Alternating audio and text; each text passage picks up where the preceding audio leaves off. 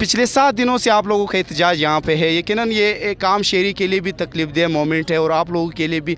आप लोगों जो मुतालबात वो किस हद तक गवर्नमेंट के साथ आप लोग कई मीटिंग्स भी, आम आवाम भी हमारे साथ आ रहे हैं, वकला भी आ रहे हैं, सियासी पार्टियाँ भी है, गैर सियासी तंजीमें हमारी हिमायत कर रही है, ट्रांसपोर्टर्स और गुड्स एसोसिएशन। ऐसे लैप्स हो जाते हैं, लैप्स होने के बजाय वही पैसे आप मुलाजमीन को दे दें, मुलाजमीन के मसाइल हल हो जाएंगे। तरक्याती बिल्कुल इस पे मेरा मौक़िफ़ बहुत क्लियर है और बहुत सख्ती से हम ये मैसेज देते कि वो मुलाजिम जिसको सरकार ने नौकरी दी और वो अपना ड्यूटी नहीं दे रहा है, उसके ख़िलाफ़ सख्त से सख्त कार्रवाई होनी चाहिए। बल्कि मैं तो उनको निकाल रहे हैं, तो सिर्फ नौजवानों को एक चांसा देने के लिए स्टेटमेंट दिया गया। अगर ये ईमानदारी से वाकई लगाना चाहते हैं कि हम मुलाजमीन को भर्ती करेंगे, मैं एग्रीमेंट लिखने के लिए तैयार हूँ। आप बेरोज़गारों को नौकरी दे।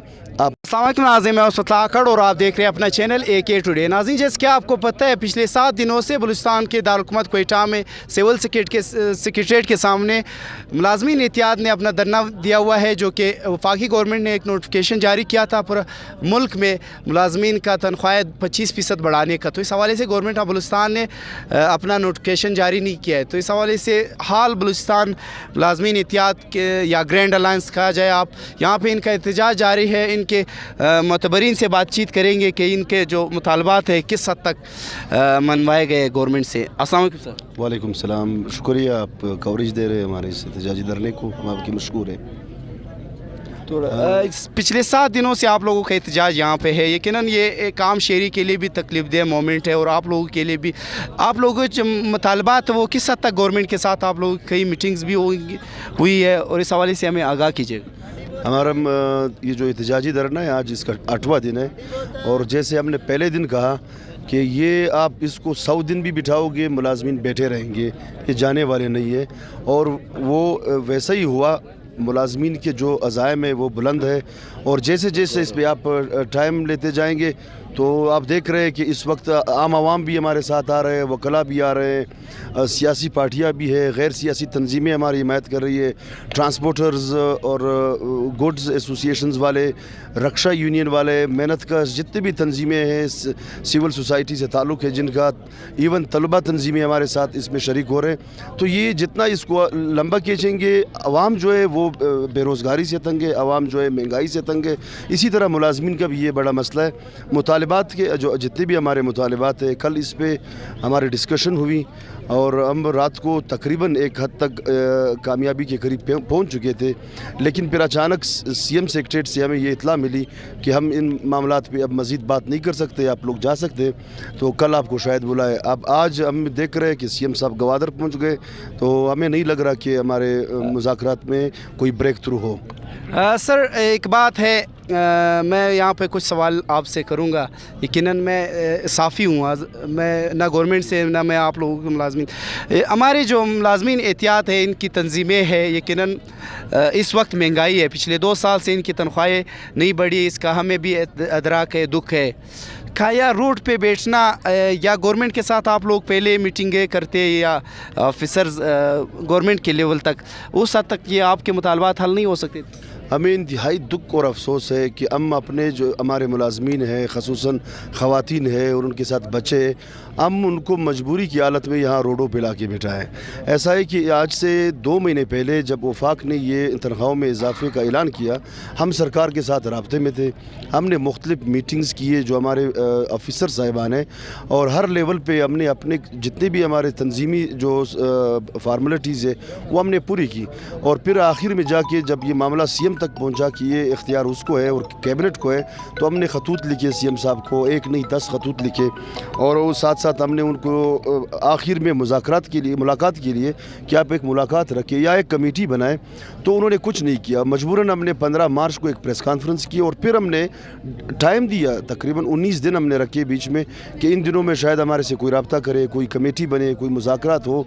कुछ भी नहीं हुआ। मजबूरन 29 तारीख हम निकले और हमने, हमारा पहले दिन से कोशिश है और आज भी ये कोशिश है कि आम आवाम को तकलीफ़ ना पहुँचे, ख़वातीन को तकलीफ़ ना पहुँचे, शहरियों को, बुज़ुर्गों को, जो इमरजेंसी है, जो हमारी एम्बुलेंसेस है, उनको रास्ते मिले, कोई तकलीफ़ ना पहुँचे। लेकिन ایک جمہوری ملک ہے اور آئینی حق ہے ہمارا، ہم اپنا احتجاج ریکارڈ کرا رہے ہیں۔ جام صاحب نے کہا تھا کہ میں اگر آپ لوگوں کو تنخواہیں دوں گا تو یہ جو جتنے پروجیکٹ میں نے شروع کیے بلوچستان میں ترقیاتی وہ سارے رک جائیں گے۔ ہاں یہ 15 ارب روپے اگر زیادہ ہوتے، آپ کو کیا لگتا ہے اس سے جو ہے پورا بلوچستان میں ترقیاتی کاموں کو فرق پڑے گا؟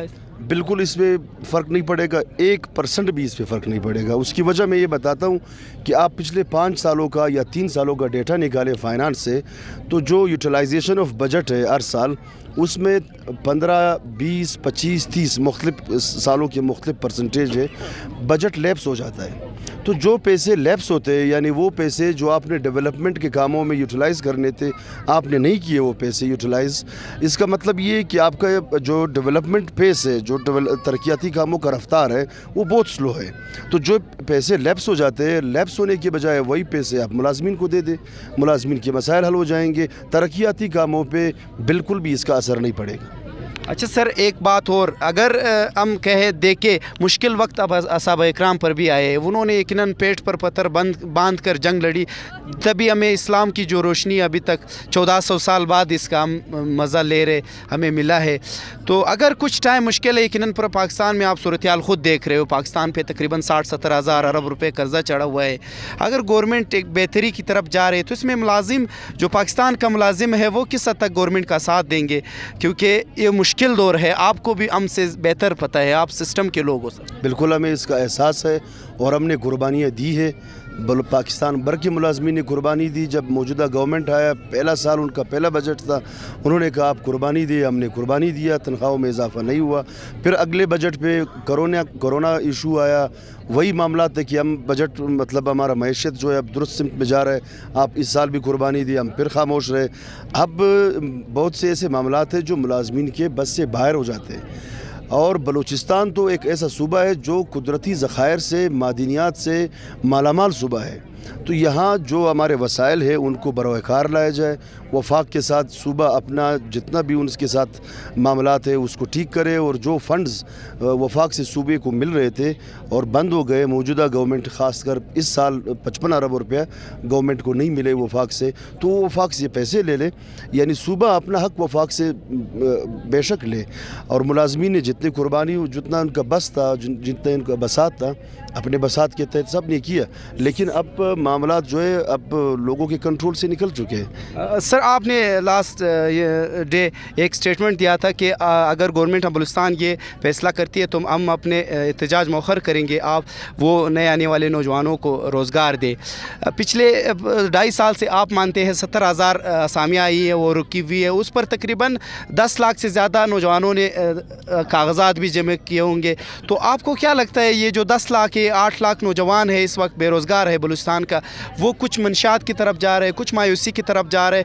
اگر جس وقت آپ لوگ، اللہ نے آپ لوگوں کو عزت سے دیکھا ہے، آپ لوگ روزگار پر ہو، تو کیا یہ جو 10 لاکھ یا 8 لاکھ ملازم ہیں ان کے لیے بھی رائے ہموار کریں گے مستقبل میں آپ لوگ جب ان کی بھرتیاں آئیں گی، میرٹ پر ان کی بھرتیاں ہوں گی؟ اس وقت بلوچستان میں بے روزگاری کا بہت بڑا مسئلہ ہے، تقریباً لاکھوں کی تعداد میں لوگ بے روزگار ہیں، اور اس کا ایک بہترین حل بھی ہے۔ 28,000 کے قریب جیلی ڈومیسائل پہ، بلوچستان کے ڈومیسائل پہ لوگ وفاقی محکموں میں بھرتی ہوئے ہیں، اور ان کے لسٹ بھی آ چکے ہیں، ان کا ڈیٹا بھی آ چکا ہے۔ صرف اتنا کرنا ہے کہ ان کے جتنے بھی ڈومیسائل ہیں وہ کینسل کرے، اور جو جیلی بھرتی وفاقی محکموں میں بلوچستان کے کوٹے پہ ہوئے، آپ کی 28,000 تو لوگ یہاں پہ ایڈجسٹ ہو جائیں گے۔ دوسری، اس کے ساتھ ساتھ سرکاری ملازمتوں کے علاوہ روزگار کے دیگر بھی مواقع آپ مہیا کر سکتے ہیں، لیکن اس سیکٹر میں گورنمنٹ نے ابھی تک کام نہیں کیا۔ پرائیویٹ سیکٹر کا میں کہہ رہا ہوں۔ البتہ ابھی جو سی ایم صاحب کہہ رہے ہیں کہ اگر ہم 15 ارب روپے ملازمین کو دے تو کیوں نہ ہم بے روزگار نوجوانوں کو بھرتی کریں، تو یہ صرف رایامہ کو بدلنے کے لیے یہ بات کی گئی ہے، نوجوانوں کو ورغلانے کے لیے یہ بات کی گئی ہے۔ ہم نے ان کو ویلکم کہا ہے کہ آپ نوکریاں دینے کے بجائے آپ نے تو نکال دی ہے، 1200 لوگوں کو ایکسائز वेबसाइट से निकाला है। ये ख़वातीन ये हमारे 361 मुलाजमीन आपने CNW से निकाले हैं और ये बैक के टीचर है, 28 साल इनके सर्विस है और आज भी 8,000 रुपये में ये तनख्वाह काम कर रही है। तो लगाने ग्लोबल टीचर्स है हमारे, वो भी इसी तरह 1500 के करीब मुलाजमीन है, उनको निकाल रहे हैं। BDA का एक हल्फनामा दिया है कि हम आपको ये आखिरी दफ़ा तनख्वाह दे रहे हैं, 900 या 700 के करीब मुलाजमीन है, उनको निकाल रहे हैं। तो सिर्फ नौजवानों को एक चांसा देने के लिए स्टेटमेंट दिया गया। अगर ये ईमानदारी से वाकई लगाना चाहते हैं कि हम मुलाजमीन को भर्ती करेंगे, मैं एग्रीमेंट लिखने के लिए तैयार हूँ। आप बेरोज़गारों को नौकरी दे, आप हफ्ता 10 दिन में उनको अपॉइंट करें, अपॉइंटमेंट आर्डर दे, हम खुशी खुशी अपना ये कुर्बानी उनको देने के लिए तैयार हैं। बहुत शुक्रिया सर। लास्ट में आपसे सिर्फ इतना कहूँगा कि अल्लाह करे कि आप लोगों का मुज़ाकरात जल्द कामयाब हो जाए। ये 25% बढ़ा है, तमाम मुलाजमीन यकीनन मुल्क भर से आए हुए, सूबे भर से मुलाजमीन आए हुए। लास्ट में सर मेरा आपसे मासूमाना एक दरख्वास्त है, आपको भी पता है, मुझे भी पता है, बच्चे बच्चे को पता है, बलूचिस्तान के तमाम अज़ला में मुलाजमीन जो है उनकी हाज़िरी की तकरीबन 50 से ज़्यादा फ़ीसद की कोई वो नहीं है, क्योंकि गवर्नमेंट ने एक स्ट्रक्चर दिया हुआ है, बिल्डिंगें दिया हुआ है। अगर मैं एक प्राइवेट जाऊँ, एक घर में एक कमरा नहीं बना सकता हूँ, पूरा सूबे में गवर्नमेंट ने एक स्ट्रक्चर दिया हुआ है। हमारे जो मुलाजमीन है, जो डिप्टियाँ नहीं देते हैं, जो वक्त पर अपने ऑफिस नहीं जाते, उनके लिए आप क्योंकि एक लीडर हो मुलाजमीन का, उनके लिए आपका क्या पैगाम? बिल्कुल, इस पे मेरा मौक़िफ़ बहुत क्लियर है और बहुत सख्ती से हम ये मैसेज देते कि वो मुलाजिम जिसको सरकार ने नौकरी दी और वो अपना ड्यूटी नहीं दे रहा है, उसके ख़िलाफ़ सख्त से सख्त कार्रवाई होनी चाहिए।